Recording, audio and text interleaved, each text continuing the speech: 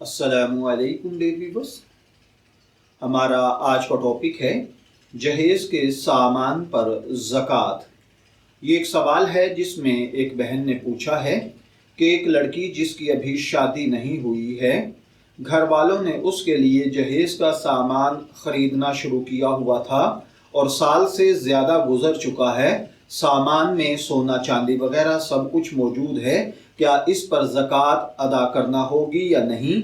ये ज़कात वो लड़की अदा करेगी या उसके वरासा? तो देखिए भाइयों और बहनों, अगर लड़की नाबालिग है तो जहेज़ के लिए रखे गए किसी भी चीज़ पर ज़कात वाजिब नहीं है। अगर लड़की बालिग है और ये चीज़ें उसके कब्ज़े में नहीं दी गई हैं तो ये उन चीज़ों की मालिक ख़रीदने वाले हैं। इस सिचुएशन में सोना, चांदी, नकदी, माल तिजारत के अलावा जहेज़ के सामान वगैरह पर ज़कात लाजिम नहीं होती, इसलिए कि यह माल नामी यानी हकीकतन या हुक्मन बढ़ने वाला माल नहीं है, जबकि ज़कात लाजिम होने के लिए माल नामी होना ज़रूरी होता है। इसलिए अगर किसी लड़की के लिए जहेज़ का सामान जमा रखा हुआ है तो इस सामान पर ज़कात लाजिम नहीं।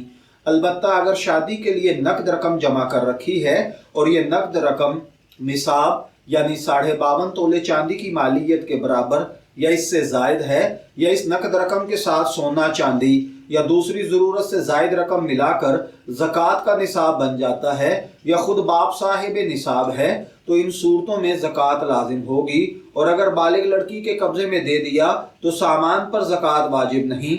अलबत्ता सोना, चांदी या कैश रकम निसाब के बराबर बन जाए तो साल गुजरने पर ज़कात वाजिब होगी, और अगर पहले से साहिब निसाब है तो साबिका निसाब के साथ इन चीज़ों की ज़कात भी निकालना ज़रूरी है।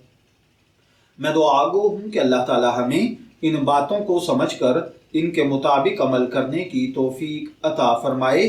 शब्बीर अहमद को इजाज़त दीजिए, फिर हाजिर होंगे किसी नए टॉपिक के साथ। तब तक के लिए अल्लाह हाफिज़।